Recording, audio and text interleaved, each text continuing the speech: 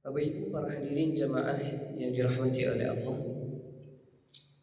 pada hari ini, subuh ini, insya Allah sudah tanggal 26 Sya'ban 1444 Hijriah, yang berarti 26, 27, 28, 29 insya Allah ditutup dengan 30 Sya'ban. Setelah itu kita akan masuk di bulan baru, di bulan suci Ramadan. Maka bulan Ramadan merupakan bulan yang banyak dinanti-nantikan oleh kaum muslimin, sehingga dengan diharapkan kedatangan Ramadan itu kita ucapkan marhaban. Jadi ketika kita menyambut seorang tamu, jadi kalau orang Arab tuh dia punya kebiasaan ketika menyambut tamu itu ada beberapa ucapan. Ada ucapan yang biasa ketika datang diucapkan ahlan wa sahlan. Ini sudah biasa bagi kita. Jadi kalau ada orang datang diucapkan ahlan wa sahlan, berarti disambut selamat datang. Tapi ucapan ahlan wa sahlan ini terkadang itu digunakan untuk menanti tamu yang datang. Tapi tamu itu bagi sebagian orang yang menantinya itu tidak disukai. Jadi ada orang yang tidak suka dengan tamu ini datang, diucapkan ahlan wa sahlan.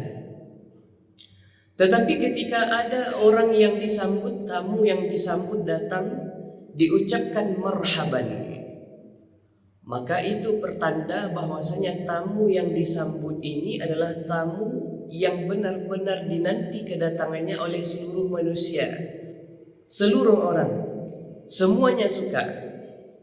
Maka itulah yang dipilihkan marhaban ya Ramadan. Jadi kalau orang Arab itu sudah katakan marhaban kepada kita, itu biasanya mereka apapun yang kita minta akan berikan. Mereka tidak sungkan berikan apa saja, karena sudah katakan marhaban. Jadi dari kata rahaba yurahibu, yang artinya bahagia. Bahagia dengan kedatangan itu, maka diucapkanlah marhaban. Maka bentuk marhaban ya Ramadan kita itu bukan hanya sekedar kita sambut kedatangan Ramadan dengan bahagia, tetapi buktinya belum ada target yang kita tuliskan untuk kita capai di Ramadan tahun ini. Maka untuk meraih target-target itu kita kembali lagi melihat bagaimana Rasulullah menjalani Ramadan beliau. Maka itulah insya Allah yang kita akan bahas di subuh ini. Kita ambilkan satu hadis dari kitab Sahih Bukhari, yang hadis ini diriwayatkan dari sahabat Abu Hurairah radhiyallahu anhu. Kita lihat sepenggal dari hadis tersebut. Rasulullah menyampaikan kepada kita, as-siyamu junnatun. Diambilkan kata as-siyam, memakai alif lam di sana. Jadi kalau dalam Arab itu alif lam dinamakan dengan ma'rifah. Alif lam ma'rifah berarti menunjuk kepada suatu hal. Jadi sudah jelas apa yang akan ditunjuk. As-siyamu. Ada kata as-siyamu, ada kata as-sawmu. Jadi ini biasanya dua ini kita pakai. Ada sawmu, ada siyam. Apa beda dua hal ini? Kalau kita lihat as-sawmu itu lebih umum daripada siyam.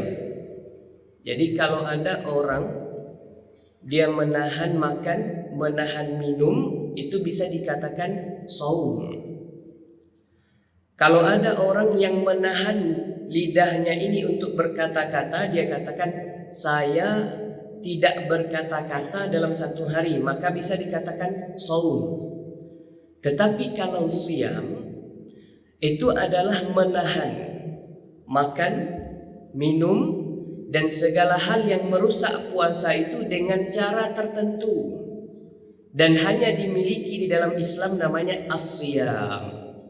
Maka Rasulullah pilihkan kalimat dalam hadis ini as-siyam, karena yang ditunjukkan adalah puasa yang dilakukan oleh kaum muslimin. Bapak Ibu para hadirin jamaah yang dirahmati oleh Allah, karena sebelum masuknya Islam itu orang-orang pun juga sudah berpuasa sebelumnya. Tetapi puasa yang mereka lakukan tidak sama seperti puasa yang akan kita lakukan di Ramadan ini. Mereka puasa, siangnya puasa, malamnya masih puasa, besoknya puasa lagi, belum berbuka-buka juga. Maka ini terkadang puasa yang mereka lakukan. Maka disinilah Rasulullah gambarkan bagaimana bentuk puasanya kaum muslimin itu. Maka dikatakan as-siyamu junnatun. Puasa itu adalah perisai. Maka ini pembahasan kita. Rasulullah katakan as-siyamu junnatun. Puasa itu adalah perisai. Kalau perisai mungkin terbayang oleh kita, perisai diri kita, pelindung diri kita ketika ada lawan yang menghadang kita, ada perisai. Ada yang mengamankan diri kita. Maka kalau kita lihat di dalam kamus, ini cukup unik bahasa Arab itu.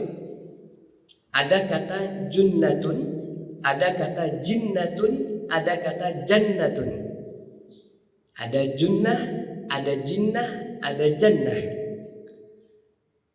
Padanan katanya sama tapi barisnya saja yang beda. Kalau junnah artinya perisai. Kalau jinnah itu jamak dari kata jin. Karena kalau dalam surah An-Nas kita baca di akhirnya minal jinnati wan nas. Dari jin dan manusia. Dan jannah itu artinya surga. Dan tiga padanan ini berasal dari dua kata jim dan nun.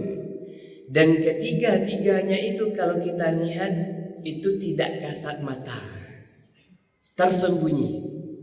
Jadi dikatakan jin karena tersembunyi, tidak nampak oleh kita, maka dikatakan jin. Kenapa dikatakan junnah? Karena tersembunyi, tidak nampak oleh mata kita perisai itu seperti apa dia. Kenapa dikatakan jannah? Juga masih tersembunyi, tidak nampak oleh kita bagaimana bentuk surga itu sekarang.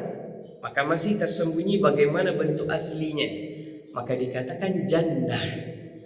Maka tiga kata ini junnah, jinnah, dan jannah memiliki padanan kata yang sama tapi makna yang berbeda masing-masingnya tergantung dengan baris yang kita pakai. Maka itulah gunanya kita mempelajari bahasa Arab dengan sebaik-baiknya. Karena kalau tidak akan salah baca, kita bisa dibaca asyamu jinnah, ini bahaya. Puasa itu jin, ini kan bahaya jadinya. Atau ada pula asyamu jannah, tidak masuk akal kita. Puasa itu surga. Mungkin bisa tapi jauh nanti. Maka yang dimaksudkan adalah as-siyamu junnatun. Puasa itu merupakan perisai. Bagaimana bentuk hadis ini kalau kita lihat kembali? Kalau kita mempelajari ilmu Al-Quran, kita akan temukan sebuah ilmu yang membahas ketika sebuah Al-Quran ditafsirkan dengan ayat Al-Quran yang lain. Dan juga kita akan temukan ayat Al-Quran yang ditafsirkan melalui hadis. Dan untuk hadis ini kita temukan pula hadis yang menerangkan hadis yang lain. Maka ini diambil dari intisari penjelasan hadis yang lain yang berkaitan tentang puasa, dan ini diperlihatkan bagaimana bentuk puasanya Rasulullah Sallallahu Alaihi Wasallam. Bapak Ibu para hadirin jamaah yang dirahmati oleh Allah, bagaimana bentuk puasa yang bisa menjadi perisai bagi kaum muslimin tersebut? Maka Rasulullah berikan kriterianya. Kriteria yang utama adalah kata Rasulullah, fala yarfus wala yajhal. Dikatakan fala yarfus, janganlah kalian berbuat yang rafas.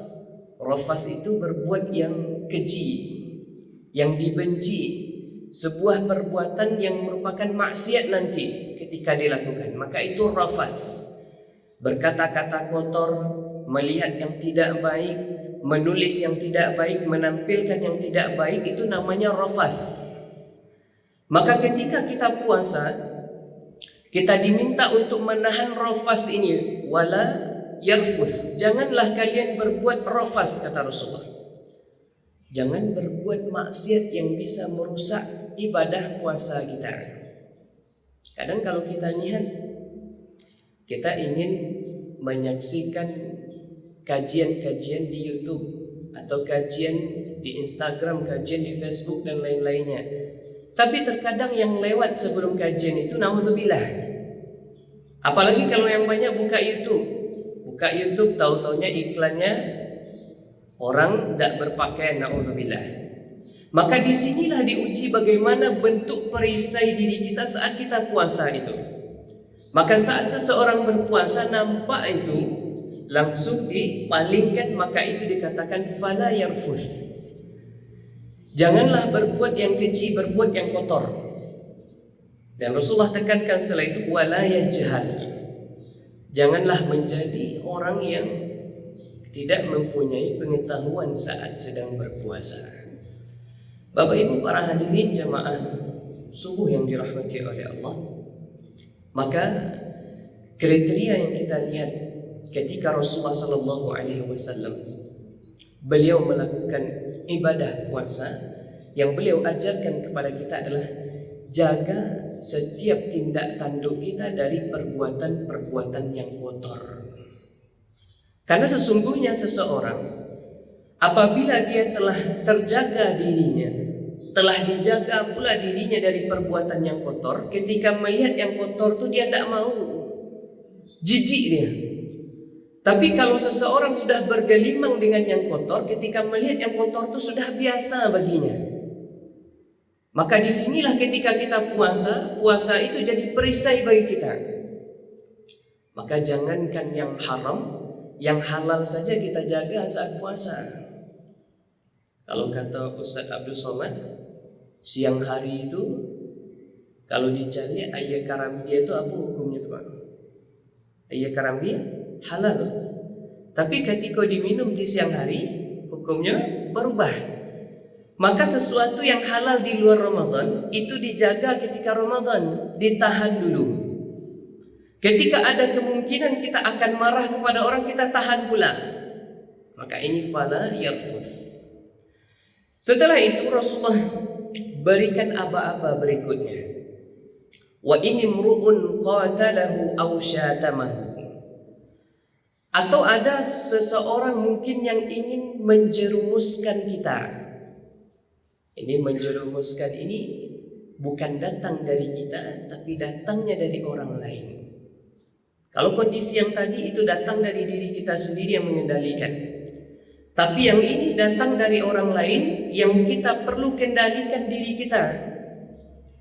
Ini kalau kita lihat berhubungan dengan firman Allah di dalam surah Yusuf, perihal tentang Nabi Yusuf alaihi salam ketika digoda oleh seorang perempuan yang punya status yang tinggi, mempunyai paras yang cantik jelita, digoda Nabi Yusuf alaihi salam. Maka di Al-Quran surah Yusuf ayat 24 di sana dijelaskan walaqad hammat bihi, dan sungguh perempuan tadi tertarik kepada Nabi Yusuf. Dikatakan wahamma biha. Ini hati-hati ketika kita baca Al-Quran, jangan sampai terpotong, karena bisa berubah makna walaupun kita potong tempat wakafnya beda. Karena kalau dibaca walaqad hammat bihi aman, sungguh perempuan tadi tertarik dengan Nabi Yusuf. Tapi kalau kita berhenti walaqad hamma biha, dan Nabi Yusuf pun juga tertarik kepada dia, kalau berhenti sampai di sini ini bahaya. Karena seolah-olah Nabi Yusuf juga tertarik kepada Zulaikha. Maka di sana langsung bersambung laula ar-ra'a burhana rabbih. Kalaulah Allah tidak berikan burhan, maka mungkin Nabi Yusuf itu akan tertarik pula dengan Zulaikha itu. Maka kalimat di dalam surah Yusuf tersebut menggambarkan Allah berikan burhan. Apa itu burhan? Burhan itu kalau di dalam hadis tadi dikatakan junnah perisai. Burhan kalau diartikan dalam bahasa Arab artinya petunjuk. Tapi burhan ini adalah petunjuk yang bisa menghindari seseorang yang benar-benar dijaga oleh Allah. Jadi dikatakan kalau ada orang namanya burhan, maka itu tidak boleh lagi berbuat dosa. Karena burhan ini merupakan petunjuk. Allah sudah berikan dia petunjuk, sudah Allah jaga, sudah Allah lindungi, sudah Allah berikan perisai dirinya. Maka tidak ada yang burhan tu korupsi, tidak ada yang burhan tu mencuri, tidak ada yang burhan tu berbuat yang kotor. Maka ini dikatakan burhan. Maka di dalam kisah Nabi Yusuf alaihi salam dikatakan dalam Al-Quran, laula ar-ra'a burhana rabbih, kalaulah tidak diberikan burhannya oleh Allah, petunjuk yang menjaga Nabi Yusuf agar terhindar dari bujuk rayu tadi, maka mungkin secara manusiawi walaqad hamma biha, secara manusiawi pasti manusia itu tertarik kepada yang cantik, tertarik kepada yang bagus parasnya, tertarik kepada yang punya nasab, apalagi punya harta yang banyak. Maka ini dikatakan walaqad hammat bihi, walaqad hamma biha. Tapi dikatakan laula, kalaulah tidak Allah berikan burhannya. Bapak Ibu para hadirin jamaah yang dirahmati oleh Allah, maka kalau kita lihat di hadis dikatakan junnah, di dalam Al-Quran dikatakan burhan, maka ini di dalam Al-Quran, dalam hadis memiliki ketersambungan yang begitu erat. Maka saling menguatkan kalimat junnah dengan kalimat burhan. Maka ketika kita memahami Al-Quran, kita butuh lihat pula penjelasan di hadis.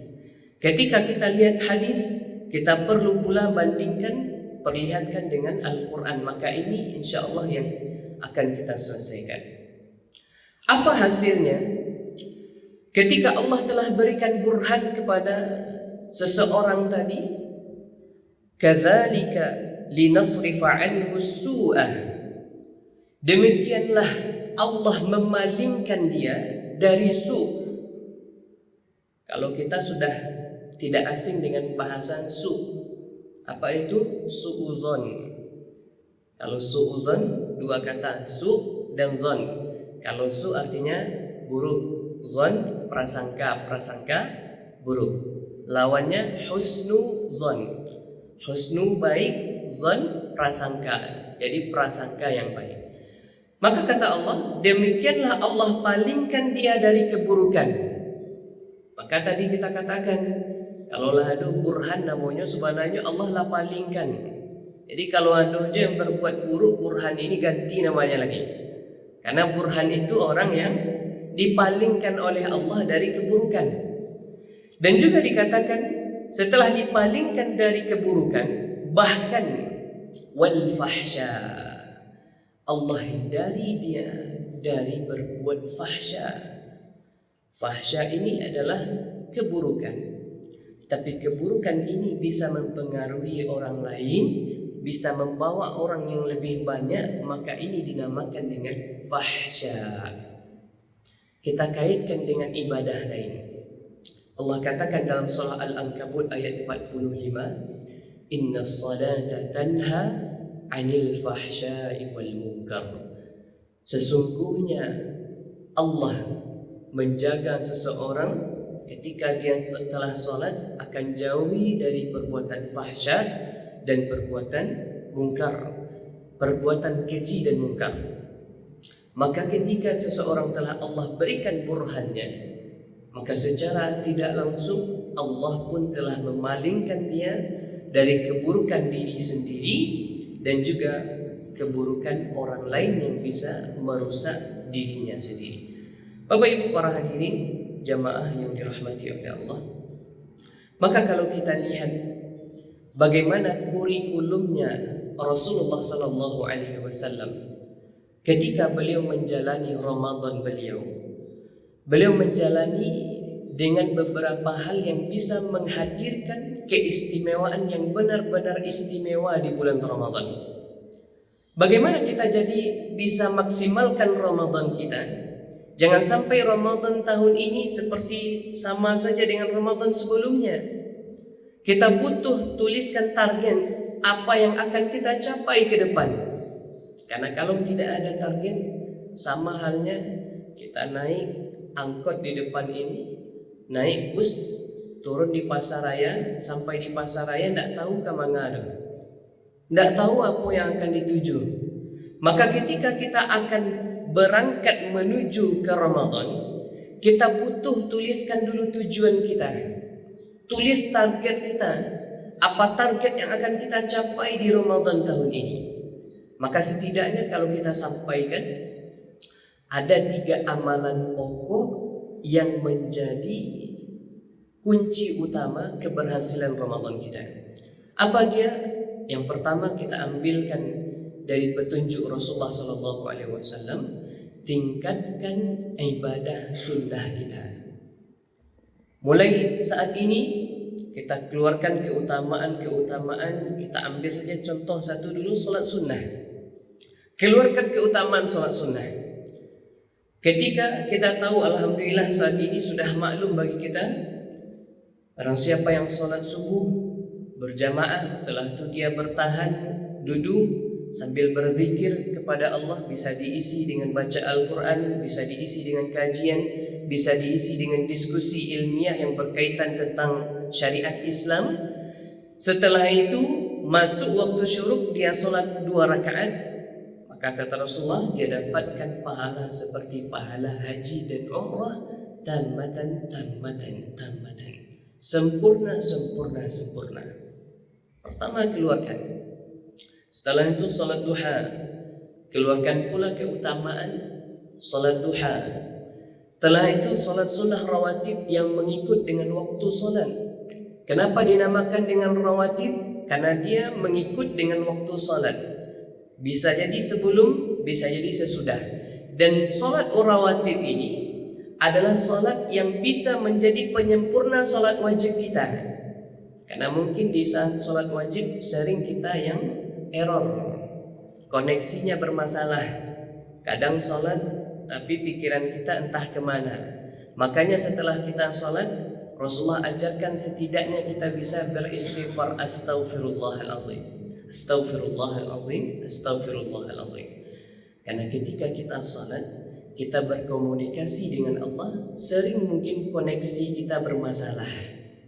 Kita sedang berkomunikasi dengan Allah tapi tidak sampai komunikasi kita, maka beristighfar pertama kali. Maka keluarkan salat sunnah rawatib. Di dalam hadis dikatakan ada 2 riwayat, ada jumlahnya 10 rakaat sehari, ada jumlahnya 12 rakaat sehari. Bedanya kalau yang 10 kita hitung 2 sebelum subuh, 2 sebelum zuhur, 2 setelah zuhur, setelah itu 2 sesudah maghrib, 2 setelah isya. Tapi kalau kita hitung yang 12 itu ditambahkan sebelum zuhur 4 rakaat. Maka ini juga ada di dalam riwayat lain, totalnya 12 rakaat. Tapi jangan sampai lewatkan yang lain. Karena kita ingat ada keutamaan yang lain. Di dalam hadis lain dikatakan, barang siapa yang menjaga, kata Rasulullah, man hafaza, yang menjaga dia 4 rakaat sebelum dan sesudah zuhur, maka akan diharamkan dirinya dari api neraka. Ini keutamaan yang lain. Keutamaan yang lain dilihat di waktu asar. Di waktu asar, siapa yang melestarikan, senantiasa menjaga 4 rakaat sebelum asar, maka Allah akan tambahkan rahmat kepadanya. Jadi diberikan rahmat oleh Allah Subhanahu wa ta'ala. Itu dengan salat sunnah rawatib. Tapi kalau yang lain di luar tadi, seperti kita tambahkan kalau rawatib 2 setelah zuhur, tapi kenapa ada yang 4? Yang 4 itu namakan salat sunnah mutlak. Jadi silahkan tambahkan 2 tapi statusnya salat sunnah mutlak. Atau terkadang kita istilahkan dengan salat sunnah ghairu muakkad, ya. Salat sunnah ghairu muakkad, yang tidak terlalu ditekankan oleh Rasulullah, tapi keutamaannya luar biasa. 4 sebelum, 4 sesudah, maka insya Allah akan dijaga dari api neraka. Bahkan para sahabat Nabi, ketika mereka mendengarkan hadis yang disampaikan oleh Rasulullah ini, Ada di antara mereka yang mengatakan, "Ya Rasulullah, saya tidak akan meninggalkan 4 sebelum dan 4 sesudah zuhur, karena saya tidak ingin meninggal sebelum saya benar-benar maksimalkan ibadah ini. Karena ini keutamaannya luar biasa, terjauh dari siksa api neraka." Lalu kita keluarkan lagi di antara sholat sunnah tahajud. Sholat sunnah tahajud yang begitu banyak keutamaan, bahkan yang selama ini tidak kita sangka-sangka. Kadang di dunia ini banyak mungkin karir kita yang sedang bermasalah, maka orang yang tahajud Allah akan angkat karirnya. Ketika ada masalah hidup kita, Allah berikan solusi melalui tahajud kita. Karena kita lihat kondisi di saat sepertiga malam terakhir, itu dikatakan malaikat akan turun dan ikut mengaminkan doa kita. Maka kalau ulama ada yang menggambarkan malaikat malam hadir, malaikat yang akan tugas siang hadir. Mereka yang hadir semuanya ketika kita mengangkat tangan, menengadahkan tangan kita kepada Allah, mereka pun ikut mengaminkan. Maka ibadah pertama di Ramadan kita, tingkatkan amalan sunnah kita, khususnya salat sunnah. Lalu yang kedua yang dicontohkan oleh Rasulullah kepada kita adalah senantiasa lestarikan, perbanyak infak dan sedekah kita. Karena Rasulullah telah berikan pula keutamaannya. Siapa yang beri perbukaan kepada orang yang sedang puasa, maka dia akan dapatkan pahala seperti yang dilakukan oleh orang yang kita berikan tadi. Jadi kalau ada kita berikan kepada orang yang telah membaca Al-Quran 1 juz dia dalam 1 hari, kita dapatkan pula pahalanya. Tapi hati-hati jangan salah tafsir baca hadis tersebut. Kalau mode itu ambo kok dia hendak nio doh, kan ada dulu mode itu batu. Karena kalau ambo tarimu, ambo makan, berarti pahala ambo lari ke nyo. Jadi bukan demikian. Pahala kita tetap utuh, tetapi bisa kita bagi kepada orang yang memberi kita tersebut. Bahkan pernah satu orang sahabat bertanya kepada Rasulullah, "Ya Rasulullah, saya tak punya apa-apa. Saya punya hanya sebiji kurma ini saja lagi. Sebiji kurma ini." Maka kata Rasulullah, dengan sebiji kurma itu pun engkau bisa infak dan sedekahkan. Maka di sini gambaran bahwasanya apa yang kita miliki sekecil apapun yang mungkin bisa kita berbagi kita di Ramadan. Tapi jangan sampai salah konteks lagi, karena digambarkan 1 biji ternyata diagih ke orang ya sebiji lonya. Dipilihan lo diagih ke orang, bukan demikian. Tapi digambarkan seberapa yang kita punya, seminimal mungkin, sebisa mungkin, dan yang minimal itu kita infakkan, maka itu termasuk infak terbaik kita. Jadi tidak perlu dihitung berapa banyaknya, tidak perlu dihitung berapa kuantitasnya, tetapi yang penting adalah bagaimana keikhlasan ketika kita memberikan di jalan Allah Subhanahu wa taala.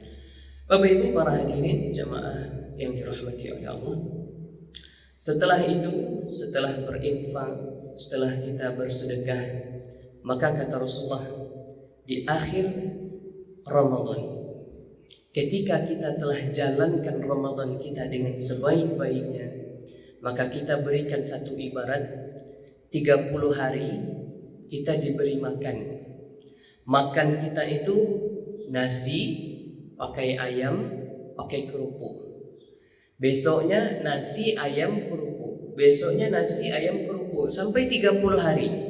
Di hari ke-31 ternyata diberikan kepada kita nasi dan ayam saja. Mungkin kita akan protes, ada yang kurang dari makanan kita saat itu. Apa yang kurang? Kerupuknya mana? Kerupuknya. Karena biasanya kita 30 hari makan nasi, pakai ayam, pakai kerupuk. Tiba-tiba di hari ke-31 kerupuknya tidak dikasih, kita akan protes. Maka sama halnya ketika kita berada di Ramadan, kita dilatih, dididik di siang hari puasa, menahan amarah kita, menahan emosi kita, menahan mata kita, menahan mulut kita, semua kita tahan dari hal yang merusak puasa kita. Lalu di malam harinya kita latih lagi untuk tingkatkan perbanyak sholat sunnah kita, perbanyak bacaan Al-Quran kita, agar kita menjadi insan yang terbaik. Ketika kita keluar dari Ramadan, seharusnya yang kita latih di Ramadan itu akan terbawa di luar Ramadan. Maka dikatakan Ramadan itu membuat karakter baru di diri kita. Mungkin karakter kita saat ini keras, pemarah. Ketika salah lihat saja orang ke kita, langsung gadang mata awaknya. Salah caliak saja. Atau mungkin ada perkataan orang sebenarnya tidak nyinggung kita, tapi malah kita yang merasa tersinggung. Maka ketika Ramadan kita dilatih sabar, dilatih kita untuk berhusnuzon, dilatih kita untuk berfikir yang baik, dan kita isi dengan ibadah, jauhi hal-hal yang buruk tersebut.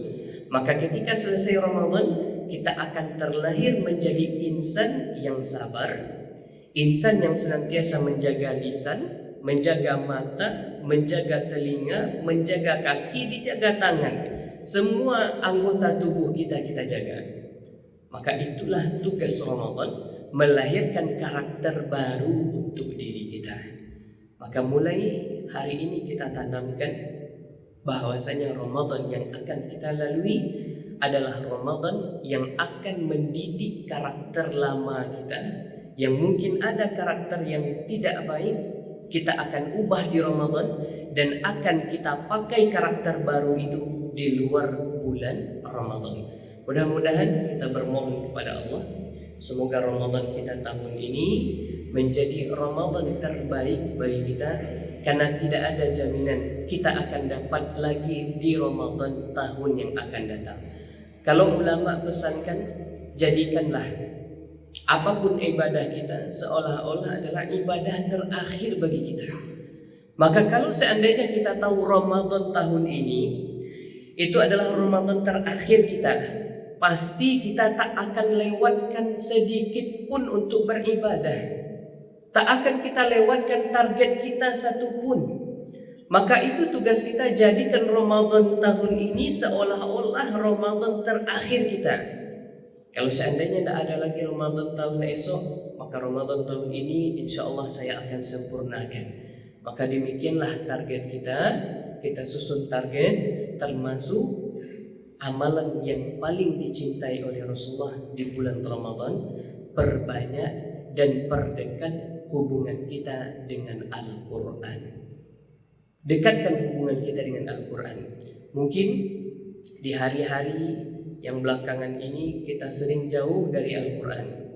Sering mungkin kita melengahkan Al-Quran, bahkan tak pernah membaca lagi Al-Quran itu. Maka di Ramadan kita baca kembali. Susun target kita. Setidaknya kita susun target 1 hari 1 juz. Mulai hari pertama berarti juz yang pertama. 1 juz setidaknya ada 20 halaman. 20 halaman kita bagi 5 waktu sholat kita. Berarti 1 waktu sholat bisa kita baca 4 halaman. Lebih mudah lagi kita bagi 2 halaman sebelum, 2 halaman sesudah. Maka insya Allah tidak akan berat bagi kita untuk membaca Al-Quran 30 juz dalam 1 bulan. Karena kalau dilihat-lihat saja, Al-Quran itu kalau dicari sini tabah. Tapi kalau dibaca, insya Allah kita akan ketagihan. Karena sedih kita rasanya, Al-Quran itu diturunkan untuk kita, tapi malah kita belum pernah baca sama sekali secara keseluruhan. Bahkan orang yang non-Muslim itu kita lihat sekarang, mereka berlomba-lomba menggali isi Al-Quran ini. Mereka tidak hanya membaca, tapi mereka gali isinya. Maka mulai Ramadan ini kita gali kedekatan kita kembali dengan Al-Quran. Dengan cara kita baca, kita tadabburi, kita kaji isi Al-Quran, dan insya Allah kita akan menjadi sahabat Al-Quran di akhirat kelak nantinya. Amin ya rabbal alamin. Mungkin itu saja yang bisa kita sampaikan pada kesempatan subuh ini.